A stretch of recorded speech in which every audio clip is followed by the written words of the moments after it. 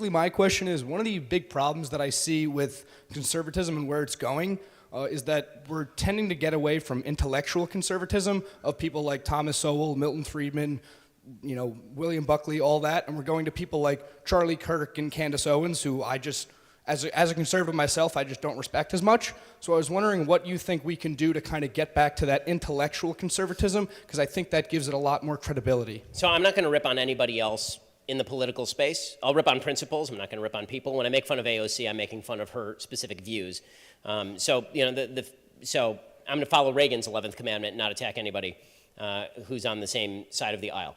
With that said, would I like to see a more intellectual conservatism that is not focused on slogans and is much more focused on sort of underlying principles? Of course. I mean, I just spent a year and a half writing a book about the principles of Western civilization. It's essentially a survey of Western philosophy since the Bible. So I'm very much a believer in this sort of thing. It's why on my show I recommend a new book nearly every day, or at least once every couple of days.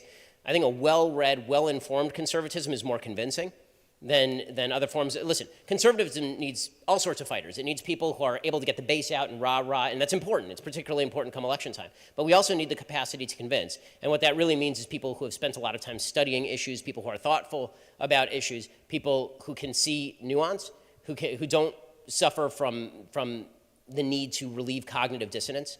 I mean, all of that is useful, but all that takes is a lot. It takes a lot more work and a lot more reading, and so that's what I encourage people to do. It's funny, obviously, a lot of my personal popularity rests on these 2 minutes Shapiro Destroys videos, and that's all wonderful. I mean, that's great. I'm glad people engage with it. But I've always viewed those as more of a gateway drug to something deeper. I want people to watch entire lectures. I want people to go and read entire books. I want people to engage with vaster, broader content. And even when they read my new book, which again is a survey of Western philosophy, I say in the book, there are people who know this stuff way better than I do, so you should go read their books.